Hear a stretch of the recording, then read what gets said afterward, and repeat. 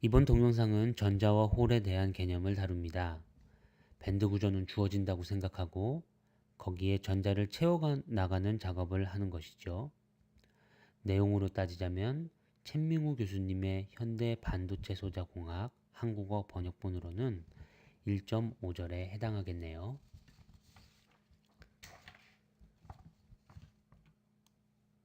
절대 영도에서는 전자들이 가지고 있는 에너지를 최소화하도록 전자들이 배치가 됩니다.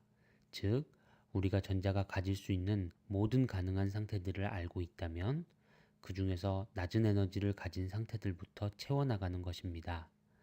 그리고 이 전자가 채워진 가장 높은 에너지를 페르미 에너지라고 하죠.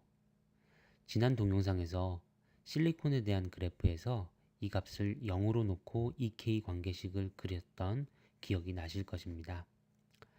하지만 절대 용도가 아니라면 열적인 에너지를 통해서 가장 낮은 에너지를 가진 상태가 아닌 이보다 좀 더 높은 상태를 가진 에너지를 가진 상태를 채울 수도 있을 텐데요. 이것이 그림에 나타나 있습니다.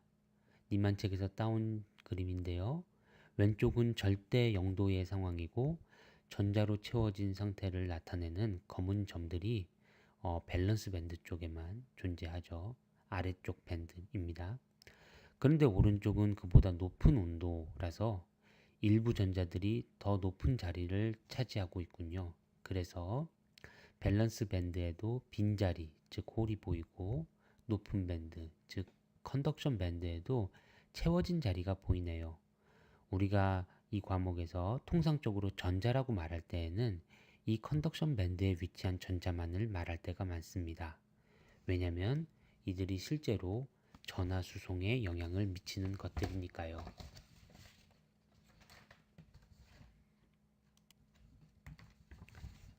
아마 방금 말씀드렸던 전자와 홀 이야기는 여러 가지 경로를 통해 이미 들어본 이야기일 것입니다. 여기서는 열적인 에너지를 통해서 컨덕션 밴드에 자리 잡는 데 성공한 전자가 어떻게 움직일지에 대한 정보를 구해봅시다. 전자가 어떤 파수 K를 가지고 있을 때 우리가 궁금한 내용은 에너지가 얼마일까, 속도가 얼마일까, 혹은 힘을 가했을 때 이 녀석이 어떤 가속도를 가지게 될까 같은 내용이겠죠. 에너지가 얼마인지는 슈레딩거 방정식을 규칙적인 포텐셜에 대해서 풀어주면 얻을 수 있게 되니까 이 관계는 안다고 합시다. 즉, E와 K의 관계를 안다고 가정해보죠. 이때 주어진 K를 가진 전자가 가지고 있는 속도는 어떻게 구해질까요? 바로 에너지를 K로 미분하고 원오버 하바를 곱해준 값이 그 전자가 가지는 속도가 됩니다. 차원은 직접 확인해 보시길 바라고요. 여기 나와 있는 이 그래프의 예제에서는 결국 기울기가 큰 부분에서 전자의 속력이 크겠네요. 그래서 우리가 빠른 전자라고 말할 때는 그 전자가 이 K 관계에서 급한 기울기를 가진 K점을 점유하고 있다는 것을 뜻하고요. 느린 전자라고 말할 때에는 거의 플랫한 점을 차지하고 있는 그런 전자를 말하는 것입니다. 물론 이것은 1차원의 간단한 예였고요. 3차원 파수 공간을 가진 경우에는 여기 나타난 미분이 그레디언트 꼴로 바뀌게 될 것입니다. 그래서 스칼라인 에너지를 벡터인 velocity 속도로 나타나게 바꾸어 주게 되겠죠.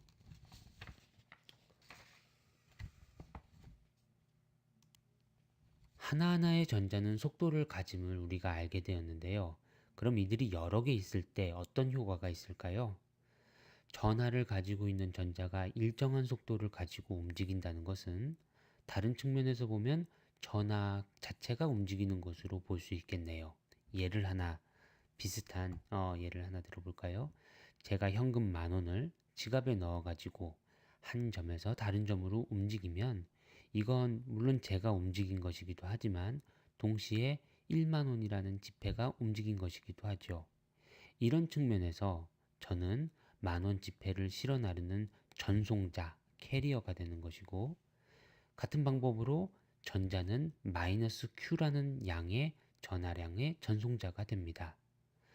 그래서 전하의 움직임이 있을 때 우리는 전류 밀도, current density를 구할 수 있게 되고요.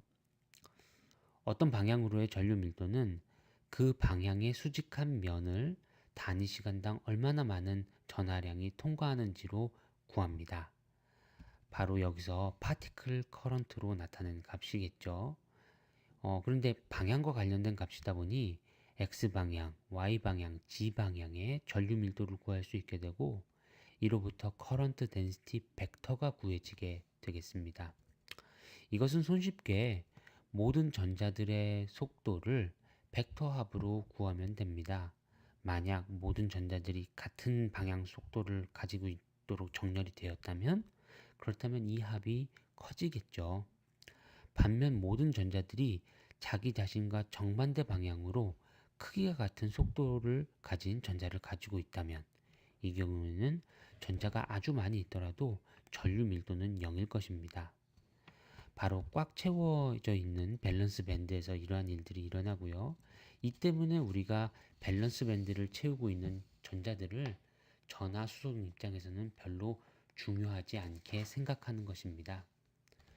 전류 밀도의 단위는 암페어 퍼 스퀘어 센티미터 같이 암페어를 면적으로 나눠준 값이 되는데요. 전류의 단위는 암페어죠. 즉 면에 대한 적분이 필요하고요.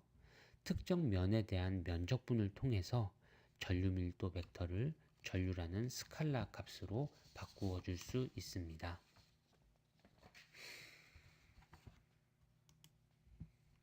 앞에서 EK 관계를 한 번 미분한 것이 속도라고 했었죠. 그럼 두 번 미분하면 어떨까요? 그것이 질량과 관계가 있습니다. 자유전자를 생각을 해볼까요? 그럼 에너지가 파수의 제곱 K제곱에 하바 제곱 나누기 2M을 곱하여서 얻어지죠. 이 에너지를 K에 대해서 두 번 미분한 값이 질량의 역수에 비례하게 됩니다. 이것을 일반화하여서 각 방향 K 성분으로 두 번 미분해 준 것이 그 방향에 해당하는 질량의 역수, 즉 인버스 매스가 될 것입니다. 예를 들어 에너지를 KX에 대해서 두 번 미분해 주고 1/2 하바 제곱을 곱해주면 그건 MXX, X방향의 유효 질량의 역수가 되는 식이죠. 그리고 각 방향별로의 인버스 매스는 일반적으로는 다를 수 있습니다.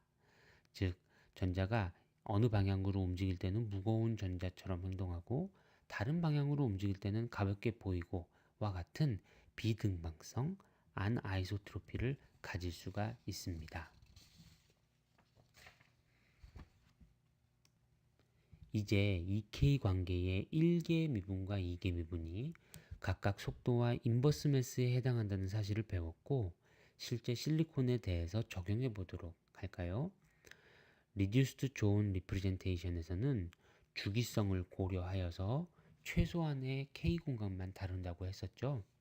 이것을 First Brilliant Zone이라고 부릅니다.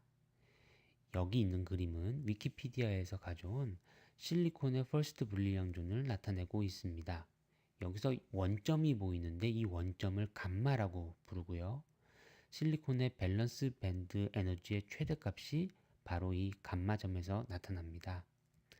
감마에서부터 100, 010, 001 등과 같은 방향으로 나아갈 때 좋은 바운더리와 만나는 점들이 생길 텐데요. 이 점들을 다 X라고 부릅니다. 실리콘 컨덕션 밴드의 에너지 최소값은 이 감마와 X 사이에 보통 델타라고 불리는 선 위에서 나타나게 되고요. 이런 선이 6개가 있기 때문에 6개의 이런 최소값들이 나타납니다. 그래서 동일한 밸리가 6개 존재한다고 표현하죠. 그리고 이 6개의 밸리들은 둘씩 짝을 지을 수 있겠네요. 즉 플러스 X축에 누워있는 것과 마이너스 X축에 누워있는 것, 그런 것 같죠.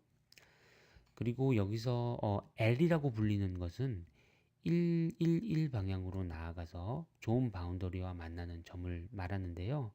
실리콘에서는 이 점들에서는 매우 높은 에너지의 전자 상태가 존재합니다. 그래서 실리콘에서는 그다지 중요하게 다루어지지는 않죠.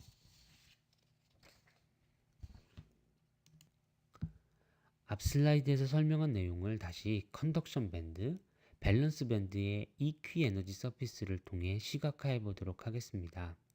왼쪽에 나와 있는 그림은 컨덕션 밴드에서의 EQ 에너지 서피스를 나타내고 있는데요. 6개의 타원체 모양이 보일 겁니다. 이들 각각이 감마하고 X 사이에 델타 라인 위에 놓인 컨덕션 밴드의 최소 에너지 점 주위를 나타내고 있습니다. EQ 에너지 서피스가 타원체 모양을 가지고 있기 때문에 긴 축 방향으로는 매스가 크고 그 다음에 짧은 축들 방향으로는 매스가 작게 됩니다. 하나하나의 극점 주위를 우리가 벨리라고 부르는데요. 각각의 벨리는 큰 비등방성을 가지지만 각 방향, X방향, Y방향, G방향으로 비등방적인 벨리가 존재하여서 전체적으로는 비등방성이 크지 않게 됩니다. 오른쪽에서는 헤비홀에 대한 EQ 에너지 서피스가 나와 있습니다. 이 복잡한 모양의 가운데에는 가운데는 감마에 해당하고 다수의 보통 윙이라고 불리는 날개라고 불리는 모양들이 있음을 알 수 있습니다. 즉, 이 방향들로는 역시 매스가 크겠죠. 밸런스 밴드에는 이 헤비홀 말고도 라이트홀, 스플릿 오프 홀, 벨리 등이 존재하고 있습니다.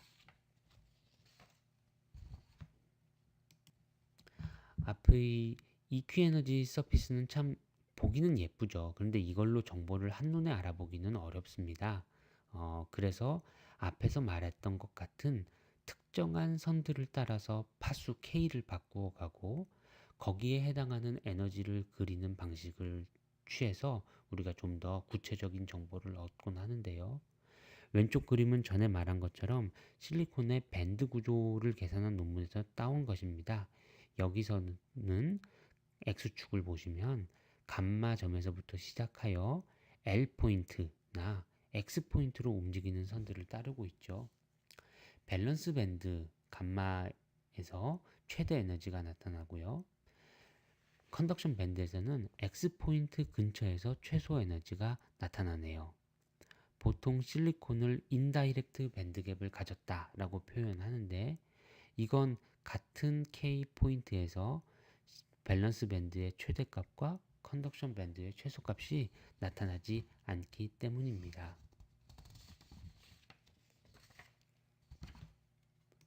실제로 실리콘의 컨덕션 밴드와 밸런스 밴드는 어떤 EK 관계를 가지는지 좋은 근사식이 있을까요? 컨덕션 밴드의 X포인트 근처에 흔히 델타 밸리로 불리는 곳에서는 다음과 같이 방향별로 다른 인버스 매스를 가진 파라볼릭 근사가 적용되곤 합니다. 즉 kx 제곱에 비례하고 ky 제곱에 비례하고 kg 제곱에 비례하는 항들의 합인데 다만 개수들이 다르죠. 이전에 타원체 모양에서 보았듯이 한 방향이 큰 매스를 가지고 있고 나머지 두 방향이 작은 매스를 가지고 있어서 한쪽 방향으로 길쭉해 보이는 타원체입니다. 그러니 X방향 인버스 매스는 매우 쉽게 1/mxx로 계산이 되겠네요. 그런데 밸런스 밴드에 대한 식들은 이게 근사식임에도 불구하고 훨씬 모양이 복잡합니다. 두 개의 식이 나오는 이유는 하나는 헤비홀, 하나는 라이트홀이기 때문이고요. 그러니 이로부터 각 방향별 유효 질량 역시 복잡하게 주어질 것입니다.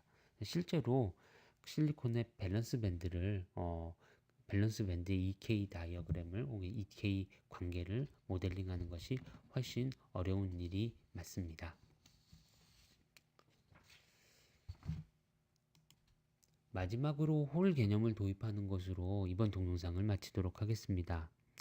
앞서 열적 에너지로 전자들이 컨덕션 밴드를 점유할 수 있다고 하였죠. 한편 밸런스 밴드에도 이에 따라 빈 공간이 생길 수 있을 텐데요. 밸런스 밴드는 원래 하도 전자로 꽉 차 있는 곳이었으니까 전자가 꽉 차 있는 것을 기본으로 생각하고 여기에 몇 개의 빈자리가 생긴 것을 특별한 일이라고 판단해도 좋을 것입니다. 전류 측면에서는 어떨까요? 전류는 밸런스 밴드에 있는 전자의 기여분을 다 더한 것이 될 텐데요. 첫 번째 등호처럼요. 이것을 두 번째 등호처럼 채워진 것, 안 채워진 것 상관없이 모든 상태가 다 채워져 있다고 생각하고 계산한 후 거기에 빈 상태에 대한 부분만 빼줄 수 있겠습니다. 그런데 이 모든 상태들에 대한 벡터 합은 0이 되니까 실제로는 마치 포지티브 Q의 전하량을 가진 빈 상태들이 전류에 기여하는 것처럼 볼 수 있다는 것이죠. 이걸 우리가 홀이라고 부르는 것이죠. 마지막으로 흔히 전자와 홀을 입자, 반입자처럼 만나면 바로 사라지는 존재들이라고 생각하기 쉬운데요. 여기서 보셨듯이 전자는 컨덕션 밴드의 전자이고 홀은 밸런스 밴드의 빈 상태입니다. 따라서 이들은 에너지상으로 매우 크게 분리되어 있기 때문에 한 공간에 있다고 해서 무조건적으로 서로 상쇄되지는 않습니다. 이게 흔히 가지기 쉬운 O 개념이죠. 네, 이번 동영상에서는 전자와 홀의 개념을 다루었습니다. 다음 동영상에서는 density of states 개념을 도입하여서 전자와 홀의 농도에 대한 식을 다루도록 하겠습니다. 감사합니다.